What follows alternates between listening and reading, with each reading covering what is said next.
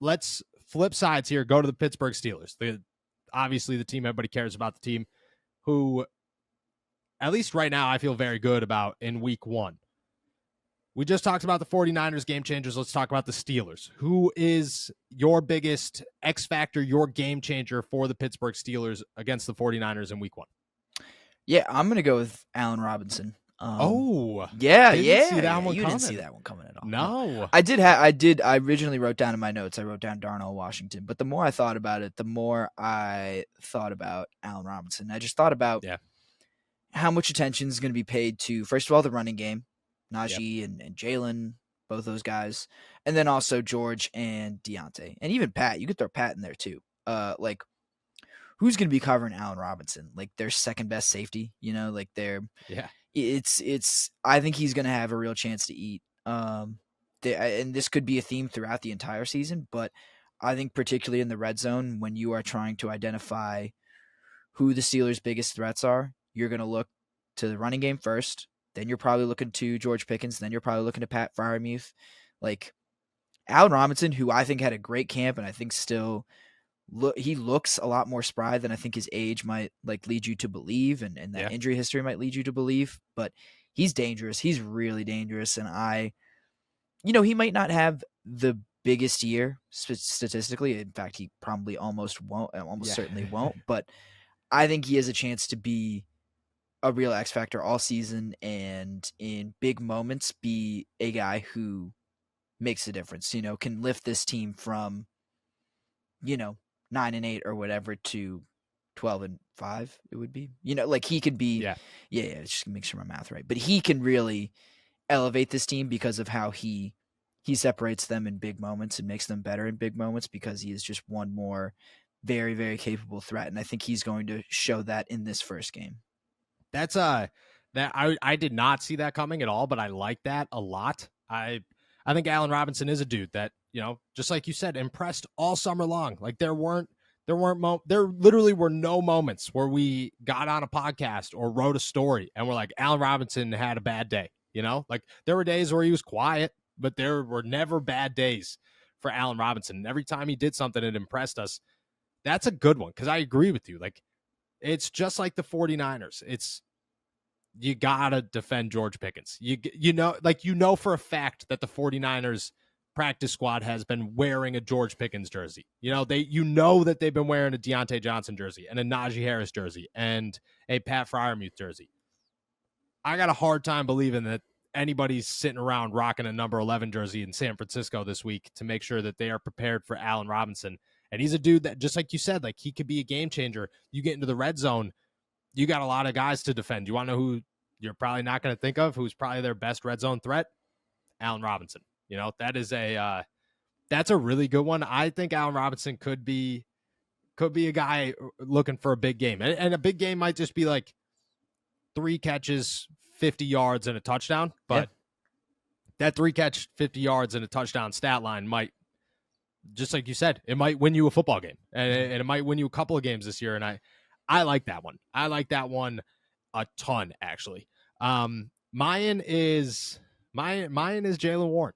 Mine is the game changer here, Jaylen Warren. Look, I think that Najee Harris is a Najee Harris, and I expect Najee to do what Najee does. But I also think that running against San Francisco is going to be extremely difficult. And I think that if you're going to beat San Francisco's run defense, it's not going to be with Najee Harris. Najee Harris is going to set you up, and he's going to do his thing, but it's going to be the 1-2 punch that we saw in Atlanta. That's what it's going to be. It's going to be Najee Harris able to get 4 or 5 yards of carry, which I get it. Some fans are still, that's a huge expectation to have.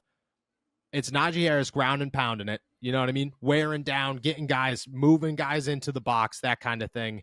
And then it's Jaylen Warren bursting a 20-yard run, or Jaylen Warren catching a pass for 20 yards. I also think that Jaylen Warren being able to successfully run the football will open up the play action enough to actually make some noise in the pass game when it comes to the deep ball and it comes to guys like George and Deontay getting open downfield a little bit more, and guys like Allen Robinson and Pat Freiermuth. But you need a running back that the defense has to worry about for more than 4 yards. And San Francisco is going to have to worry about Jaylen Warren if he bursts up in 1 or 2 runs. And if he does, I think that opens up the entire offense. Yeah, absolutely. I think that's a good point too. Like I could absolutely see a scenario where, not get lulled to sleep, but Najee just is giving them 4 or 5 yards every carry, and then all of a sudden here comes Jaylen Warren with a new kind of speed.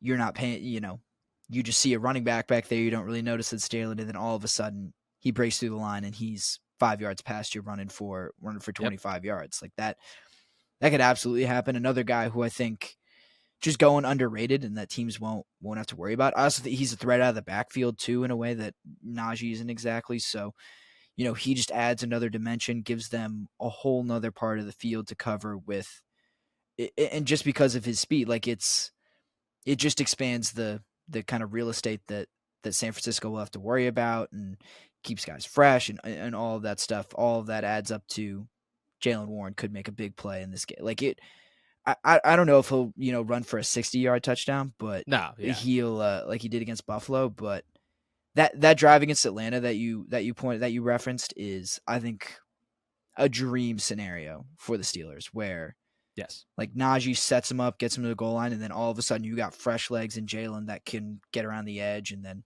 power himself into the end zone against a couple of defenders. Yep, exactly. And if you got that 1-2 punch that they talked about all offseason, all summer, that's all we heard. Well, we're going to have the 1-2 punch. Jalen's the number 2. Okay, cool. In this game, the San Francisco 49ers have their front seven is ridiculous. It's ridiculous. Like I'm sorry, but Najee Harris is not bursting a 30-yard run up the middle. It's just not happening. But Jaylen Warren could burst a 20-yard run, 25-yard run to the side, if it's the side opposite of Nick Bosa, most likely. And that changes a whole ton of what you're capable of doing and how you could disguise your offense for the Pittsburgh Steelers. I'll give you another one just because this guy I wanted to mention. Don't think I'm less convinced that he has a big game just because I don't think there's a challenge as difficult as this one. That's Alex Highsmith.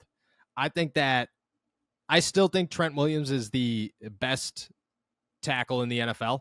I mean, possibly the greatest left tackle of all time. That's how good he is. San Francisco, just like diving into a little bit, and my juice isn't going where I watch a lot of Steelers film, but my film for everybody else is still, I got a lot going on.